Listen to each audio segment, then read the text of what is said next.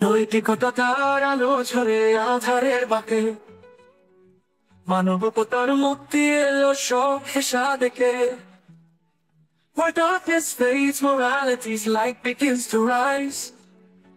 Humanity's dawn awakens beneath the endless skies.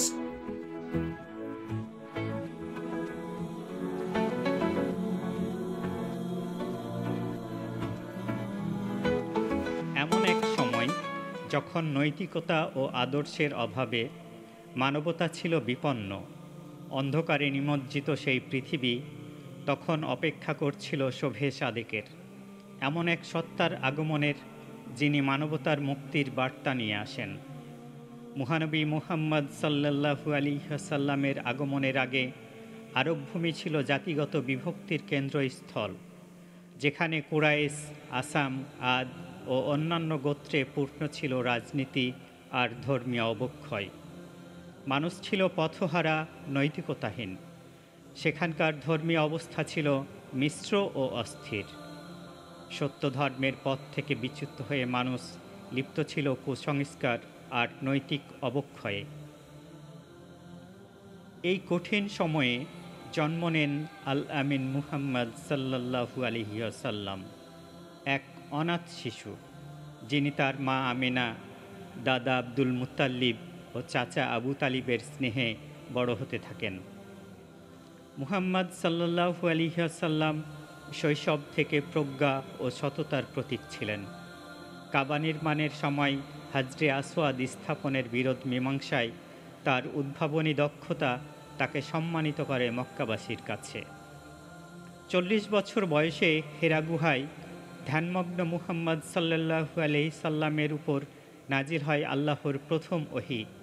এ ছিল পৃথিবীতে এক নতুন যুগের সূচনা, যা অন্ধকারে নিমজ্জিত মানবতার জন্য আলো নিয়ে আসে। প্রথমে দাওয়াত ছিল গোপনীয়। একদল সাহসী মানুষ আল্লাহর বাণীকে হৃদয়ে ধারণ করে একত্রিত হন এবং নিজেদের আত্মশুদ্ধির জন্য নামাজ আদায় করেন। 3 বছর পর নবীজি সাল্লাল্লাহু আলাইহি ওয়াসাল্লাম আল্লাহর আদেশে সাফা পাহাড়ে উঠে কুরাইশ সহ সকলের উদ্দেশ্যে ইসলামের দাওয়াত দেন। কুরাইশ নেতারা তার এ দাওয়াতে ক্ষুব্ধ হয়ে তাকে বাধা দেওয়ার পরিকল্পনা করে।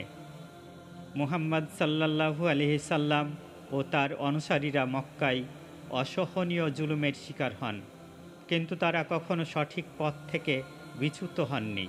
সাহাবীদের প্রথম হিজরত থেকে শুরু করে সকল বাধার মধ্যেই তারা একতাবদ্ধ ছিলেন। 3 বছরের কঠোর বয়কট শেষে আসে দুঃখের বছর। নবীজি সাল্লাল্লাহু আলাইহি সাল্লাম হারান তার প্রিয় চাচা আবু তালিব এবং সঙ্গিনী খাদিজা রাদিয়াল্লাহু তাআলা আনহাকে। তবুও তিনি আল্লাহর আদেশে দৃঢ়ভাবে দাওয়াত চালিয়ে যান। আল্লাহর নির্দেশে নবীজি সাল্লাল্লাহু আলাইহি সাল্লাম মক্কা ত্যাগ করেন এবং মদিনায় ইসলামী সমাজ প্রতিষ্ঠা করেন। এখানে ভ্রাতৃত্ব, সহনশীলতা ও আল্লাহর প্রতি আনুগত্য ছিল সেই সমাজের ভিত্তি। ইসলামের প্রতিরক্ষায় এবং প্রতিষ্ঠায় বদর ও উহুদের মতো গুরুত্বপূর্ণ যুদ্ধ সংগঠিত হয়। পরে মক্কা বিজয়ের মাধ্যমে নবীজি সাল্লাল্লাহু আলাইহি ওয়াসাল্লাম তার ক্ষমাশীলতা প্রদর্শন করেন এবং কাবা থেকে মূর্তি অপসারণ করে তাওহীদের প্রতীক স্থাপন করেন।